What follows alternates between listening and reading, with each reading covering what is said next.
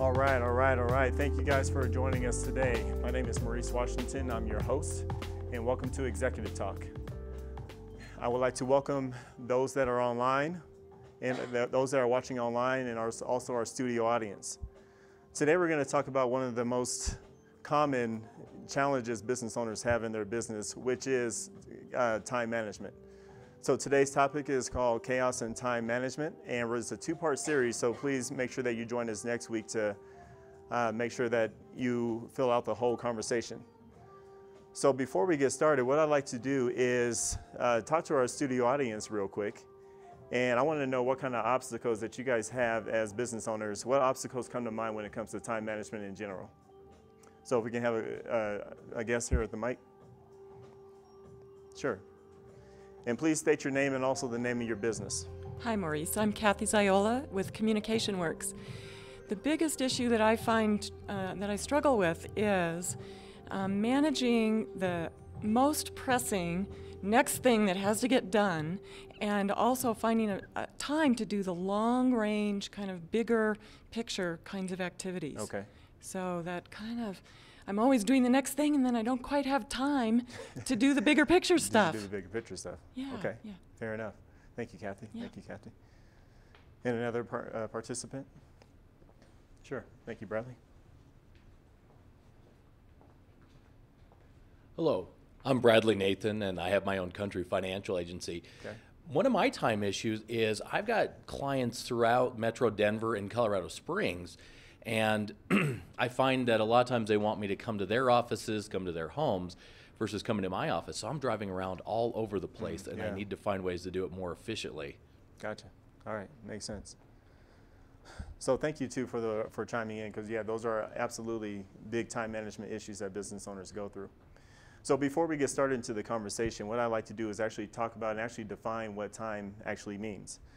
So the definition of time is the system of those sequential relations that any event has to any other as past, present, or future, indefinite and continuous duration regarded as that in which events succeed one another. So what we're going to do is we're going to define time as the X, okay? Because when you listen to that definition, it's like, what exactly does that mean? Okay, so for business owners, let's just put a definition on it as the X. And then so today I'm going to define it as the maintenance part of your business. The definition of management is the act or manner of managing, handling, direction, or control. So we'll define management as the actual control. And when you look at the word time management together, this is the definition. So time management is the analysis of how working hours are spent and the prioritization of tasks in order to maximize personal efficiency in the workplace. So for business owners, time management is the actual resolution. So when it comes to that, we want to look at this. We want to look at time management in a few different ways. We want to look at time management as, since it is the actual goal, how can we achieve it? What actually gets in the way of that particular goal? So before we get into that, let's talk about what are the frustration statements. What frustration statements have you found yourself saying when it relates to time? And we'll go to the back here, Deidre.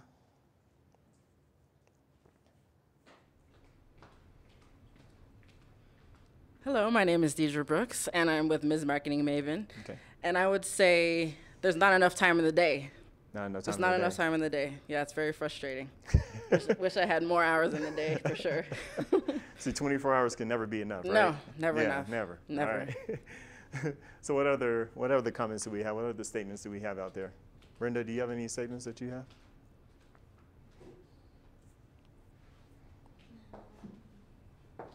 And remember, these are things that you find yourself saying on a consistent basis. Just time management between home and work.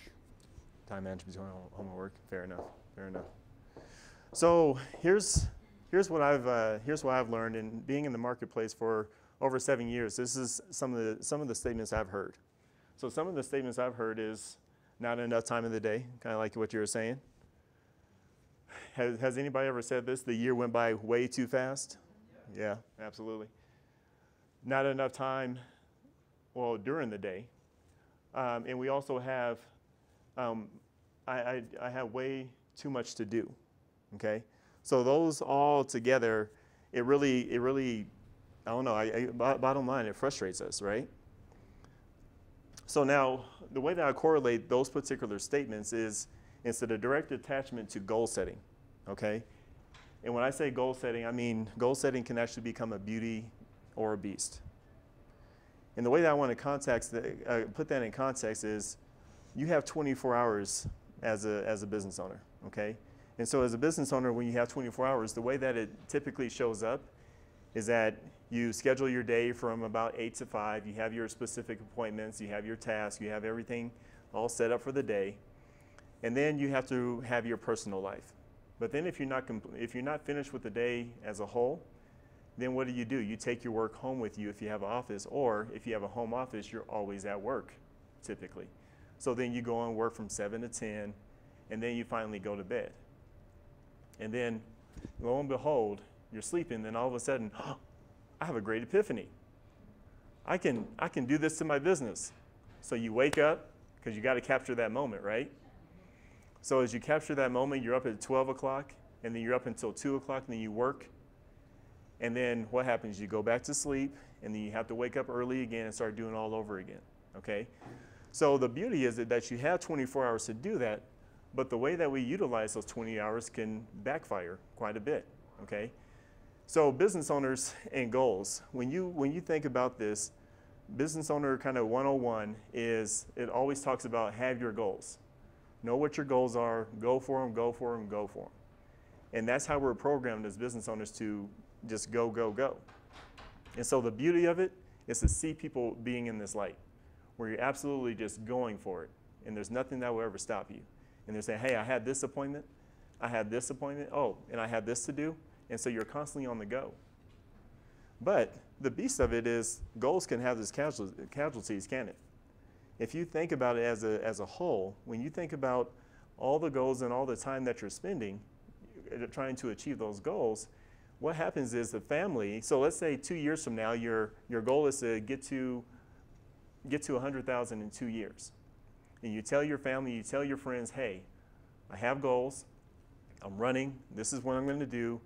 And of course they're going to say, I support you, that sounds great. Just go for it. And so next thing you know, you're going all day long, you can't spend time with your friends, your family gets pushed to the back burner, okay? Can't quite make all those events. When you go to those events, you're not really happy because you know that you should be working, okay? So it becomes a reciprocal thing where there's a never-ending cycle when it comes to time. So that's the casualties that it can have. So whether you're successful or not at the end of that 2 years, you have to look back and see, wow, none of my friends want to talk to me anymore. Or my significant other or my kid is really upset with me right now. So how do I deal with that? So that's what I mean by time can actually have its casualties in business ownership. And you hear it very often. I see it on Facebook all the time. Man, I wish I can spend more time with my family, or man, I wish I can spend more time with my friends. So when you think about it, business ownership in a lot of people's lives feels like it gets in the way. So what bothers you? So I want to step into a different area of your business, which is the to-do list, okay? What about to-do list bothers you?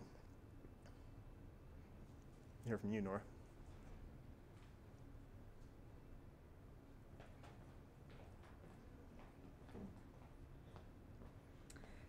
I am Nora Nye, and I'm a bankruptcy attorney. I have my own law firm, the Law Office of N. Nora Nye, LLC. Thanks for being here. And the problem I have with to-do lists is if I don't get to everything on my to-do list, it just sits there and it taunts me. Yes. Like, why haven't you gotten it done? Right. Absolutely. Thank you. That was awesome. Kathy? Sure. I actually like to-do lists for one thing, but the thing about them that I have trouble with is that I cross things off the list, and then there are things that don't get crossed off the list, and I forget to transfer them to the next day. I don't track them, Yes. and then things slip through the cracks, and Yes. and I just get lost. Yes. Yeah. I like that. I like that. So what about you, Christy?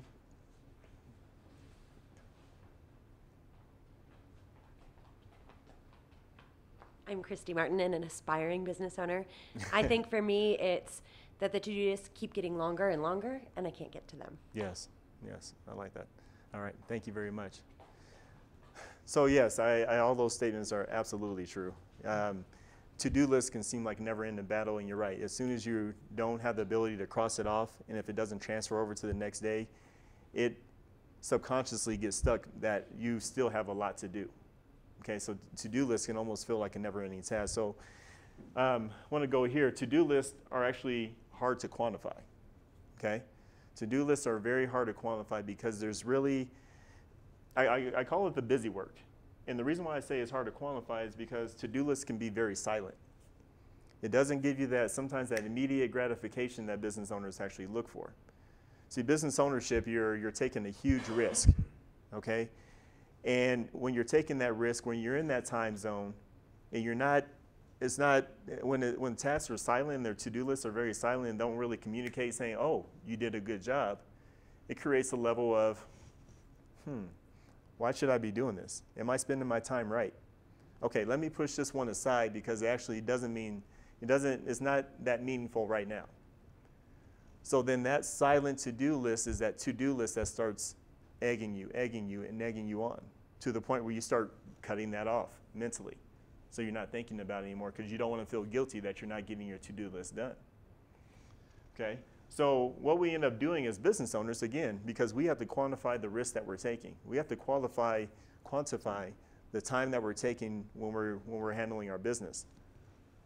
So what we end up doing is we spend a lot of time on the immediate gratification task because that actually quantifies what we're doing.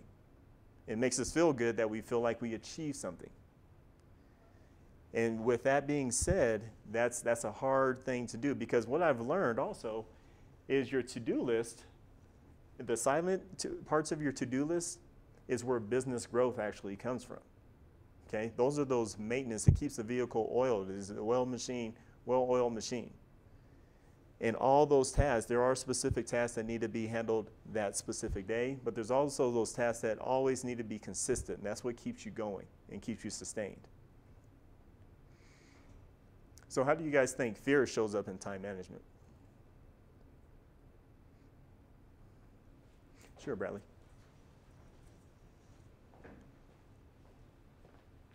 Well, I think fear shows up kind of like what was said earlier. It's the waking up in the middle of the night, oh, I've got something else to do, or I've got a great idea. Or it's, starting the morning out and thinking about what was on the old to-do list that didn't get done that I need to transfer over today, but here's all those new things as well. Yeah. I like that. How about you? And your name and your business. My name is Pilar, and Pilar. I'm like Christy, an aspiring, future. All right. I think fear is a good motivator too, in terms of time management. It gets me, kicks me sometimes. Keeps you going, right? All right. And what about you, Kathy? Did you have something on that? I think one of the things that happens is when I get shy, there are certain things I'm shy about doing, Okay. or I don't have confidence in doing them, and so then I resist the actions that I need to take, Yeah, and absolutely. they just don't get done. Yes. Yeah. Yes. That's awesome. Deidre, did you have something on that topic?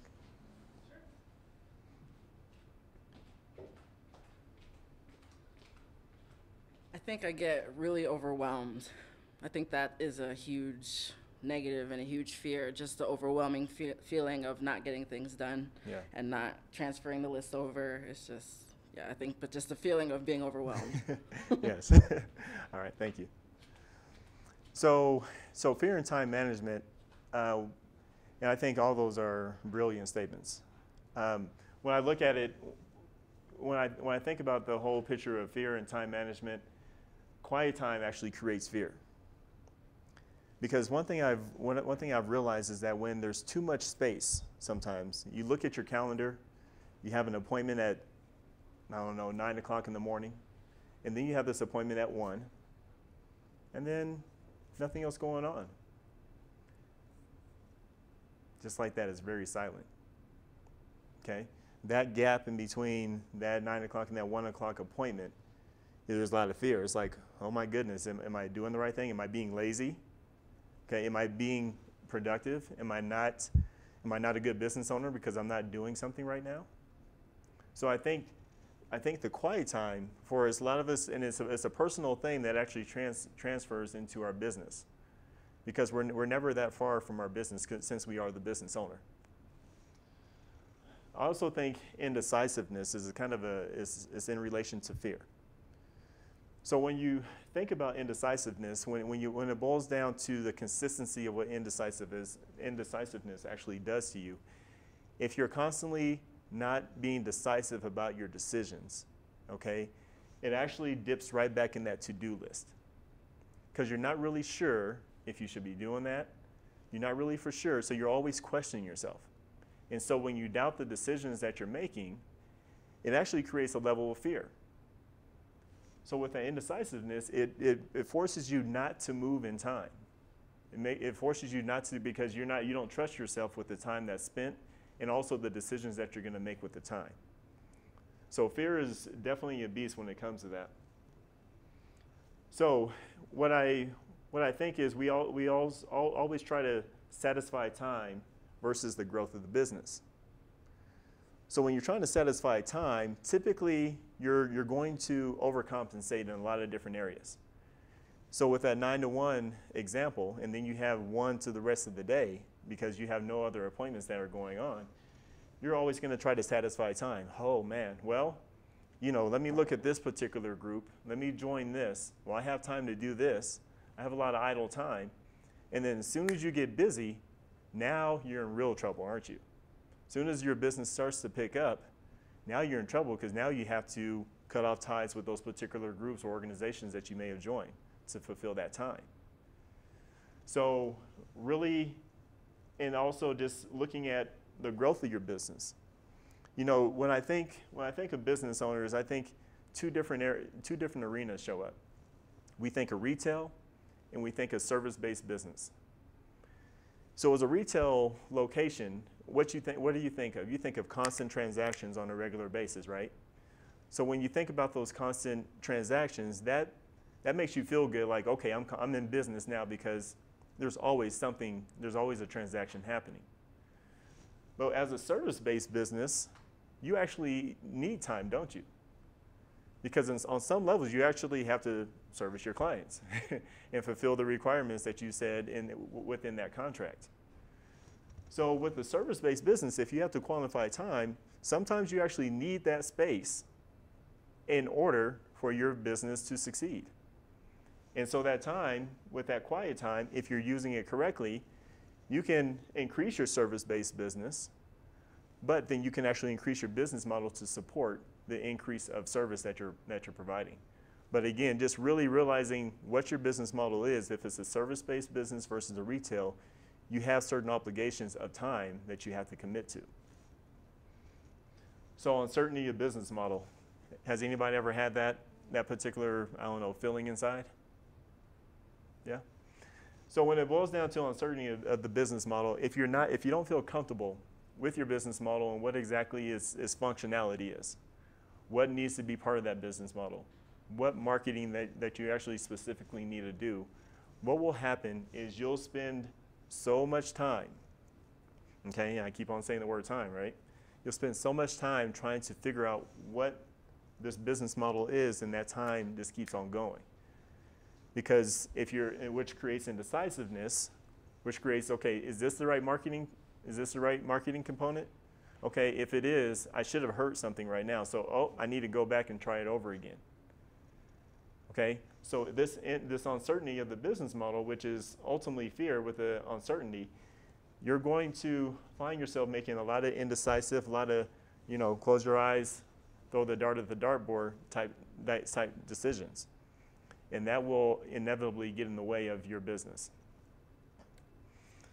So, how will this show up in your business model? The way that's going to show up in your business model is through sabotage. Okay? One thing I've learned, and this is for all the social media people out there, it's absolutely okay, because that is your business. But what do we turn to as business owners when we have idle time and we're unsure? Social media, right? We go to Facebook, we catch up with friends, we go to LinkedIn, we go to Twitter, we start tweeting about news that is pretty much irrelevant for that time and space. But nonetheless, that's what we do to start filling that time. Or that sabotage looks like we start taking 2-hour lunches, okay? Having a great time, just the world is all ours. We're business owners, so it doesn't really matter. Or we just start doing it. We start taking phone calls that are about 2-3 hours long, and we talk to our friends. And so the weird thing is, when you were working for that specific company back in the day before you became a business owner, when you had 9 to 5 hours, did you have all that time to do that? Not at all. So what happens to us as business owners that we start to add that in? That goes back to quiet time. Not knowing in that indecisiveness within the business model. It all starts to creep in where we don't feel like we're being we're not sabotagers, but when we're not doing the right orders and we start bringing stuff that's not productive for your business, you have to give it its justice that we're in that place, we're close to that spot of sabotaging, which gets back and correlates to the to-do list and everything, all the functions of time that you need. So if we define time as X and that's the maintenance, how are you handling the maintenance of your business? That's really what we want to question right there. So another way it will show up is we start extending yourself beyond your capacity. How many people have done that before? Yes. Yeah, I used to do that all the time. Got really wore out. Still survived, but nonetheless, got really wore out. But at the end of the day, when you start extending yourself beyond your capacity, and that's why I was bringing that example up before, is you start adding too many groups. I'll join this and I'll do this because again, I need more transactions. If you're a service-based business, you start adding more things because you feel like those groups will bring you that thing. Then next thing you know, it's just a cycle. Now there is actually no more time. So when your business starts to pick up, when you start getting those referrals, you look at your calendar, and next thing you know, I really can't help you. Or I can help you, I'll just push this back, and then again, it creeps all into the family time, and then again, it creates a whole cycle. So really understanding that particular component is huge. So how many people time block? Okay, somewhat. Actually, let's hear more about that, Deidre.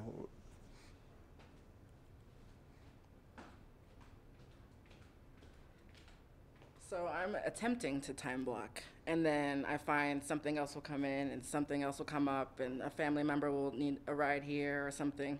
So I have a hard time trying to readjust. Yeah. But I need to get into the habit. I guess they say it takes 30 days to get a habit done. So I guess I gotta just be more on it, I guess, probably. Probably. Thank you for sharing. Anybody else? Brenda, do you time block? With being a massage therapist, I find myself, if I have appointments set aside and then I have those cancellations and then it's my day's shot because I've had 4 cancellations, then I've got a big block of time that's completely open. Yeah. And then So you successfully start out the day time blocking, and then if there's a cancellation, then all of a sudden it's dead. it's dead, just that quick. Ooh, sunshine. Thank you for sharing. Anybody else? Okay, Nora.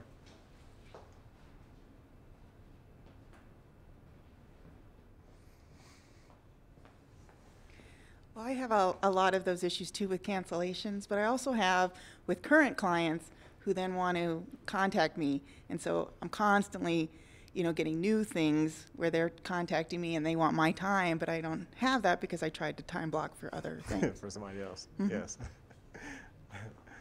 Dr. Bradley?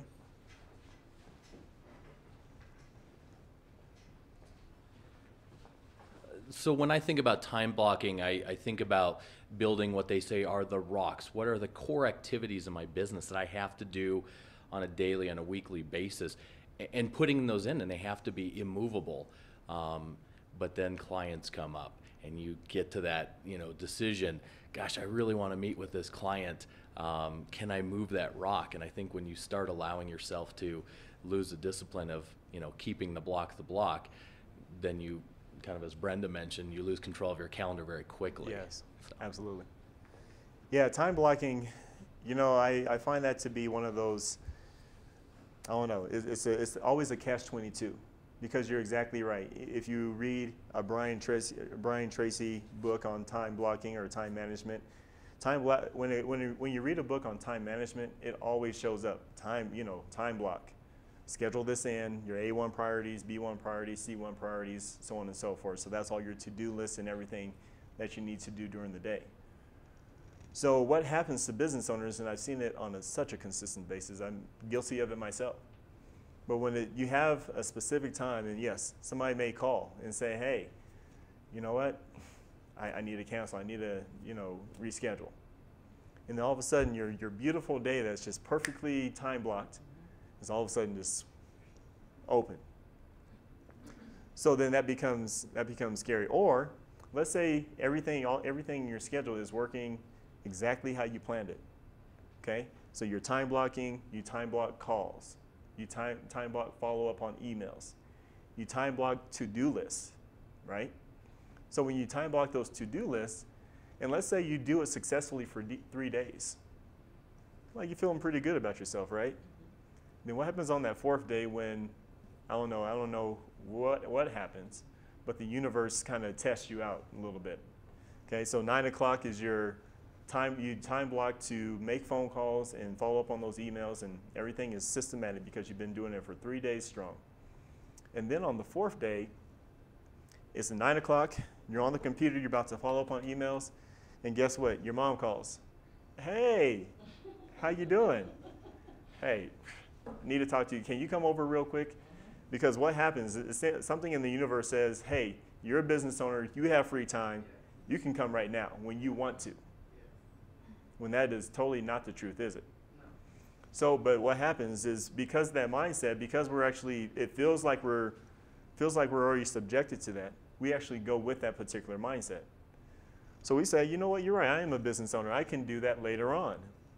When I get back home, I'll put the kids to sleep, we'll eat dinner, or I'm sorry, I had to reverse that. We'll eat dinner, and then we'll put the kids to sleep. We'll put the kids to sleep, and everything works out, and then I can do my work then. But lo and behold, what happens to you? You're a little tired, right? Just don't really feel like it. The next day is actually one of your busiest days of the week. And then so it creeps into your weekend, and the next thing you know, like you were saying earlier, Kathy, is that you actually don't do any of that, okay? And that's the challenge with time blocking. So time blocking in and of itself is actually a very good component of your business, but there's a success factor. It actually creates quite the issue sometimes, because as a business owner, if you're time blocking and you're not successfully doing it on a regular basis, you don't want to feel bad emotionally, like, I can't commit to my own time blocking, why even do it?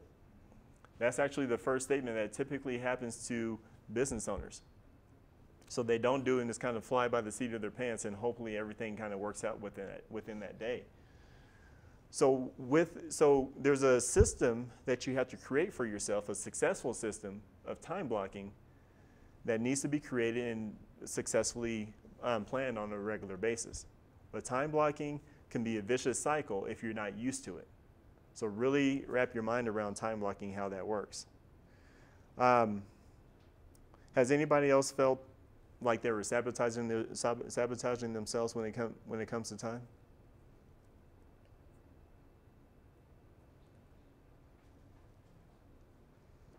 Thank you, Nora.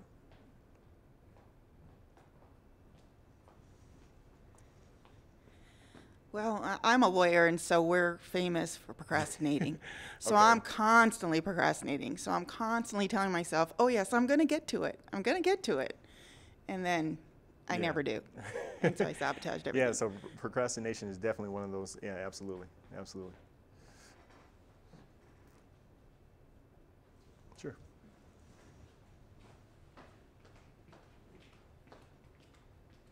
I love to sleep.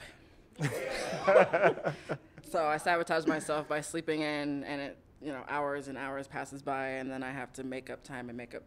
So, Yeah, yeah. absolutely. Sure, Bradley? Well, I think as successful business owners, we also get asked to do a lot. So whether it's doing some work for my nonprofit foundation or doing work for maybe a chamber of commerce or something like that, or another business association, I think I sabotage myself a lot by not having the ability to say no. No, yes. Absolutely. Yeah. It is amazing as business owners, when it comes to time, we don't like to say no a lot, do we?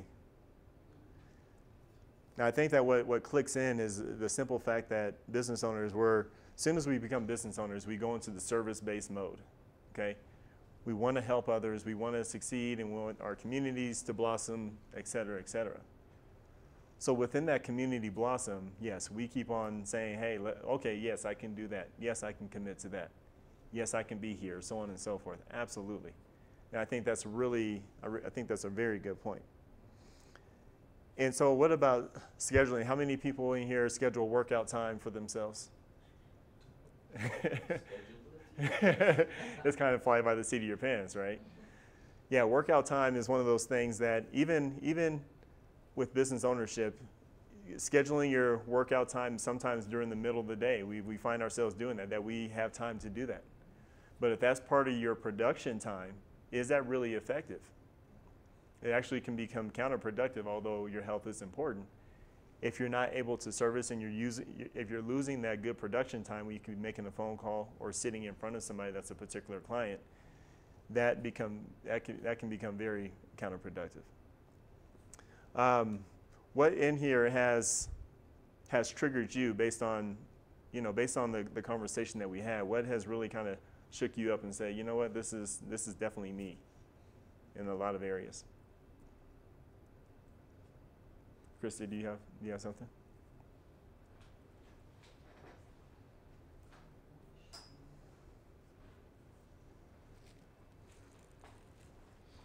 Maurice, ask it again. So based on what we spoke about today, what do you feel is specific to you? So we talked about the to-do list, we talked about fear, we talked about all those areas of a business model. Which one seems to resonate with you most? I think that for me,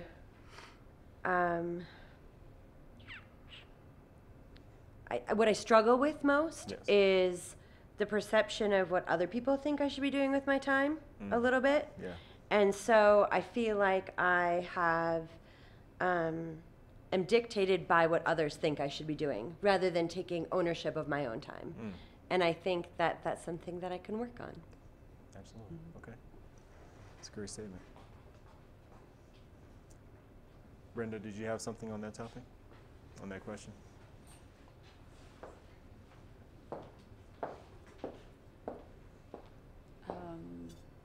Well, I think it's in my blood, but decision making is the worst thing I have on my list. I'm incapable of making a decision in a timely manner. So that definitely boils down to time management, because I can debate back and forth and it could take me 45 minutes to make a simple decision. So definitely time management comes down to decision making for me. Decision making for you, okay. Kathy? Yeah, the discussion around the time blocking really struck home for me, because one of the things I was really thinking about is that gap that I do have between commitments where I'm involved with other people, whether it's a client or a meeting or networking, and that space that happens in between. That's where I have my biggest challenge, is in actually blocking that and using it effectively. I tend to kind of get swept up in, okay, what's the next thing? And I'm focused on the next thing, and I'm not utilizing the time that's in between the engagements with people. So I think, that's a really big challenge for me, how to create that blocking and then really follow through with it. Okay. So, yeah, thanks. Thank you. Thank you. What about you, Van? Oh, okay. Nora, do you have anything on that?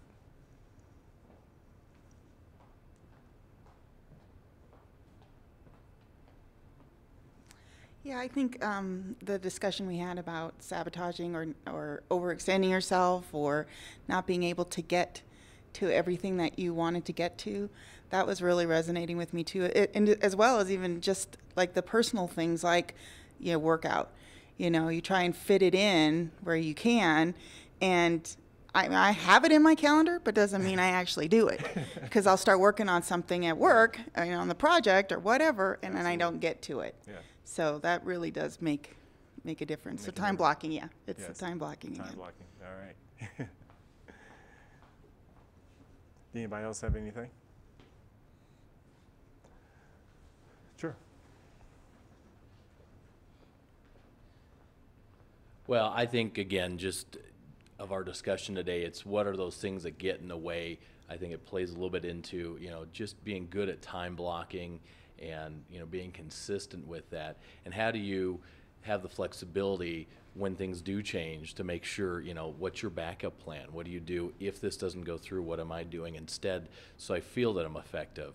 And I even was thinking about, what do I do to close down my business each day? I'm not a retail shop, but I think it's still an important concept that at some point I say, what's my stopping point, and what do I have to, kind of answer to myself? What's my process for closing my business down each day? That's good. That's good. And Deidre, do you have something?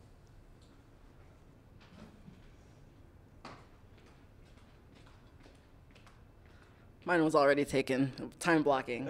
But that really hit me because I need to do more of it, and I need to stay consistent and be able to deflect the different things that may happen. You never know. But just trying to get that consistency with the time blocking and getting in the workout time and everything like that. Gotcha. Yeah. All right. Thank you. So I'd like to thank everybody for your conversation, the questions that you have. What we're going to do here next week is we're going to actually discuss what are those systems, what are those things that we can put in place as business owners to really start thinking about getting our time under control. Because again, time is one of those things that's systematic. It's always going to be something that we're always going to be pressed up against, but we always need to have it in the back of our mind, and also actually at the forefront of our mind, to figure out how we can actually manage it and be more productive with it. So I wanted to thank everybody here in the studio audience and those that are online that are watching. And please go to some of our social media sites. We have Facebook. You can like us on Facebook at www.facebook.com/executive talk.